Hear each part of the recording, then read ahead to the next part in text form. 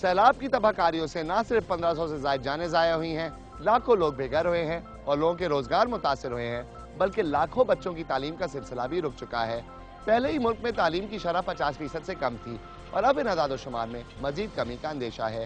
तकरीबन सारे ही सूबों में स्कूल बह चुके हैं और जो बच भी गए हैं ज्यादातर सैलाब ज़दगान के लिए रिलीफ कैंप्स में तब्दील कर दिए गए हैं।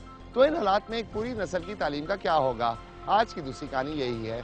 अब आइए शुरू करते हैं सुबह खैबर पख्तूनख्वा से और देखते हैं कि हमारी नुमाइंदा मदिया नाज के मुताबिक वहाँ पर तालीमी इदारों और बच्चों की तालीम किस कदर मुतासिर हुई।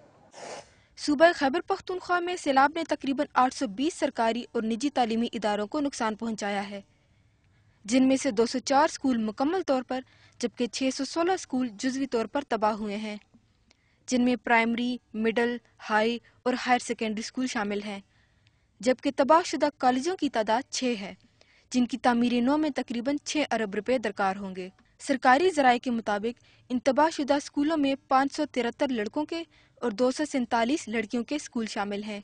सैलाब ने एक तरफ इन तालीमी इदारों की इमारत को नुकसान पहुंचाया तो दूसरी तरफ दीगर इमलाक भी तबाह हुई हैं, मगर तालीम के शोबे को नाकाबिले तलाफी नुकसान पहुंचा है। रिकॉर्ड तो तकरीबन सारा ज़ाया हो चुका है, फर्नीचर मुकम्मल तौर पे डैमेज हो चुका है, कंप्यूटर्स और जितना भी हमारा इलेक्ट्रिक सिस्टम है वो सारा ज़ाया हो चुका है, क्योंकि पानी जो है वो ऊपर फ्लो कर रहा था। कॉलेज मुकम्मल तौर पे डूब गया था।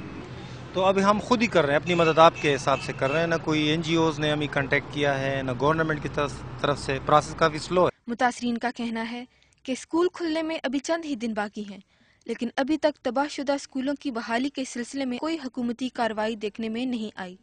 एक तरफ वालिदैन अपने बच्चों के मुस्तकबिल के लिए परेशान हैं, तो दूसरी तरफ बच्चे भी अपने स्कूल खुलने का इंतजार कर रहे हैं। सर, यहाँ के सारे स्कूल चाहे सरकारी हो या गैर सरकारी हो, प्राइवेट स्कूल हो, तो वो सारे तबाह हो चुके हैं। उसकी बिल्डिंग ख़तरनाक है और बच्चे को पढ़ने के काबिल नहीं है जिसमें वो पढ़ सके। तो और गवर्नमेंट की तरफ से भी कोई प्रोग्राम नहीं हुआ है कि उसको साफ़ करे या ठीक कर सके। तो हमारा स्कूल तबाह हो गया, हम कहाँ पढ़ेंगे। सूबे के जो स्कूल और कॉलेज इस सैलाब से महफूज रहे हैं, अब उनमें सैलाब ज़दगान के लिए कैंप लगाए गए हैं, जिसकी वजह से तालीमी इदारों को खोलने में ताख़ीर का सामना करना पड़ेगा, जिसका बराह रास्त असर तलबा की तालीम पर भी पड़ने का अंदेशा है।